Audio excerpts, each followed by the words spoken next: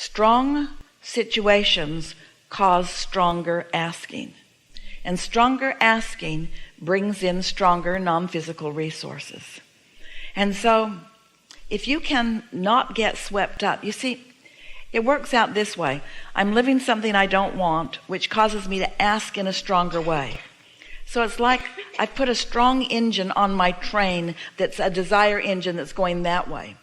But my reality is such that I don't believe my desire. So now I put a strong engine on my train going in opposition to my desire.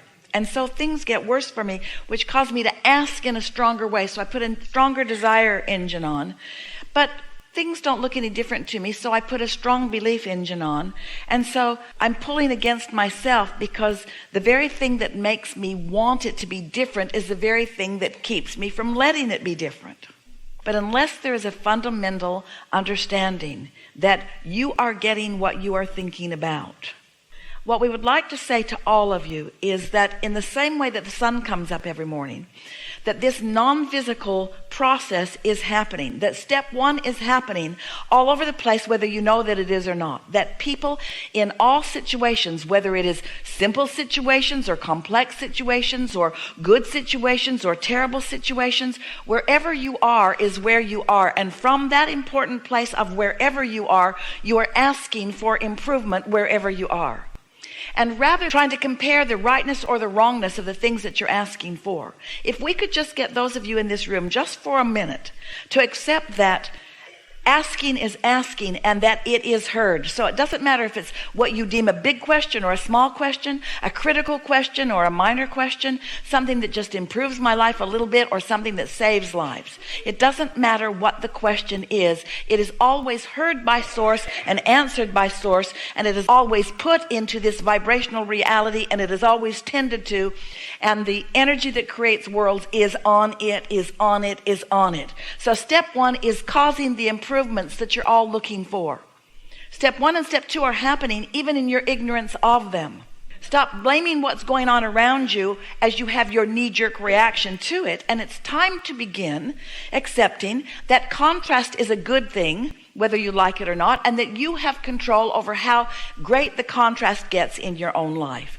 If you ask for something and don't allow it, you're going to ask stronger again. And if you still don't allow it, you're going to ask stronger again, until you're going to get two aspects of yourself asking and asking for what you want and asking for what you believe, until you're going to set yourself up for a world of hurt. It's just the way law of attraction is responding. And law of attraction is responding fairly to everyone. You get what you think about. You broadcast a signal, law of attraction brings it back. Step back from the details of what you're observing around you and try to accept it as more good than it is not good. And then do your best to soothe yourself into allowing the universe to treat you the way you deserve to be treated. You've got to show yourself that law of attraction is. You've got to hold some thoughts about some things and watch what comes to you, and then hold some thoughts about some other things and watch what comes to you. You have to teach yourself that law of attraction is a real thing, because you cannot just take our word for it.